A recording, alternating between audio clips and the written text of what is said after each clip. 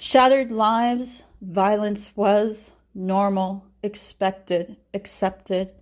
A monthly, weekly, nightly thing. We would lay in bed listening for footsteps, became accustomed to when those footsteps meant that violence, like a storm, was about to shatter our lives into broken pieces on the floor. If we were lucky, the footsteps would pass by drunk.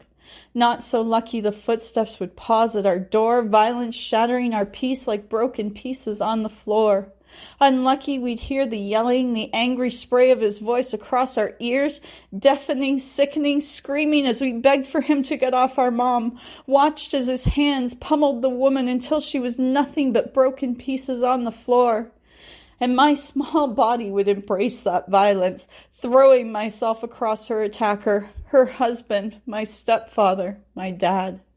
He would toss me like nothing more than a leaf thrown up in the wind by the tempest storm, and I would crash down, broken pieces on the floor. We thought he killed you this time, my siblings crying that I'd laid there amongst the glittering debris of shattered glass, nothing but broken pieces on the floor. And so it continued. Shattered lives, violence normalized, terrified children who cowered under his fists like broken pieces on the floor. But I couldn't stay broken. I glued and silenced those shattered pieces back into a semblance of who I was, who I could be. A woman strong who wasn't as destroyed as those broken pieces on the floor.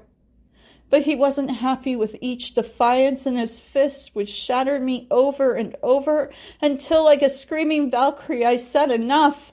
I ran from that violence, said that no child should have to grow into womanhood with that violence, said I was worth more than the jagged edges I'd become with that violence from being shattered time and time again into broken pieces on the floor.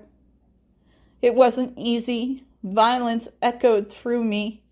Anger that as a woman I still cowered at every sharp word or angry glance, cowering like broken pieces on the floor. Memories, learned behaviors shaped by the violence that had left me as nothing but broken pieces on the floor. And time worried at those jagged edges, smoothing them down, shaping me more, teaching me that I was strong, I had thrived, I had done more than just survived, until one day I realized I was no longer those broken pieces on the floor.